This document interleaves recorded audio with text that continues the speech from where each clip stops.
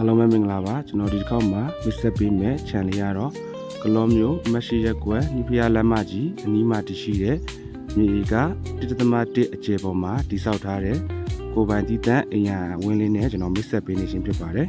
အခုဒါကတော့ရှေ့မှာမြင်နေရတာကတော့ညီဖျားလမ်းမကြီးပါညီဖျားလမ်းမကြီးကနေအရာဝင်းတွေကိုဝင်လာတဲ့လမ်းလေးဖြစ်ပါတယ်ခင်ဗျ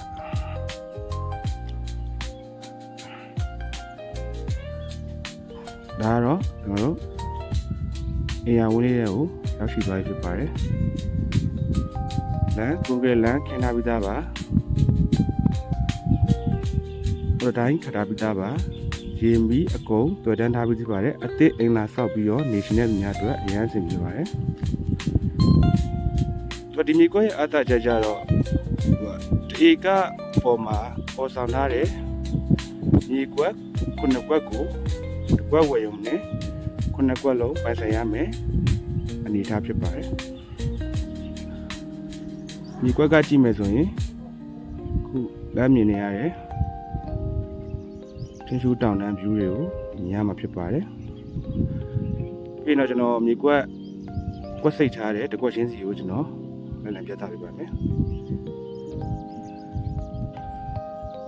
ဒီကြိုင်နေလဲတွေ့ထားပြီးသားပါဒါကတော့မြေကွက်ရဲ့ဝင်ချင်းတော့တစ်ကွက်ဖြစ်ပါတယ်အော်တိုင်းပတ်လဲခါထားပြီးသားပါ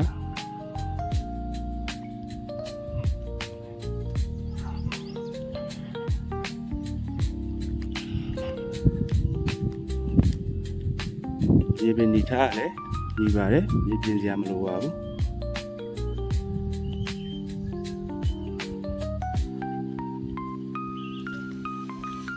ဒါလေးကတော့မနစ်ဒီအမြောက်ကပါဒါလည်းအော်တိုင်းပတ်လက်ခထားပြီးသားနေပြင်စရာမလိုပါဘူးလမ်းလည်းကျွန်တော်တို့25ပေအကျယ်ကွန်ကရစ်လမ်းဖြစ်ပါတယ်ကိုပိုင်တီးတန့်နေရှင်တဲ့သူများမိမိတငယ်ချင်းတွေနဲ့တစုတစည်းရဲ့မိမိမိတ်ဆွေတွေနဲ့တစုစည်းရဲ့နေရှင်တဲ့လူများအတွက်အရန်ဆင်ပြေပါတယ်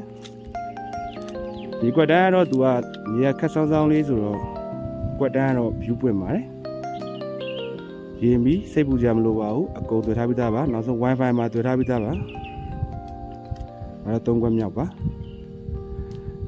အဲ့တော့မြေကွက်ရှိရမြင်ရမယ်တောင်တန်း view ပေါ့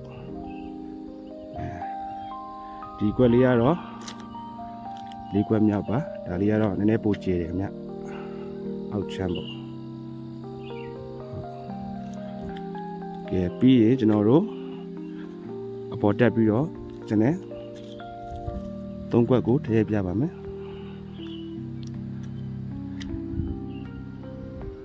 ဒါလေးရဝင်လာရင်လမ်းပေပဲကရက်ကကွက်လေးပါ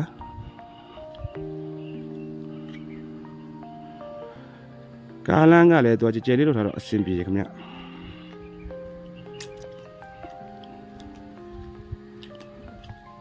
ဒါလေးကတော့နံပါတ်5ကွက်မြောက်ပါ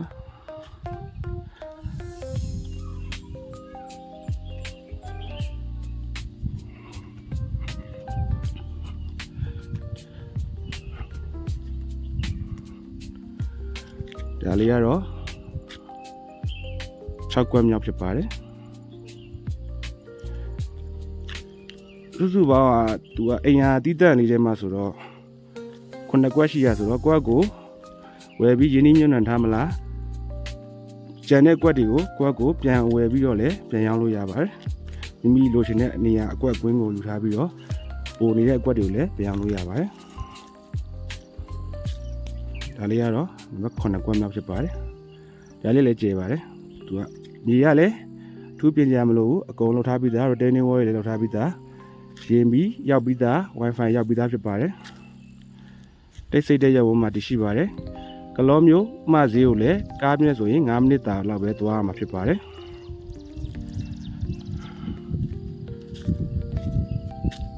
အလေးကတော့အိမ်ယာဝင်းထဲကနေမြင်ရမယ် view လေးဖြစ်ပါတယ်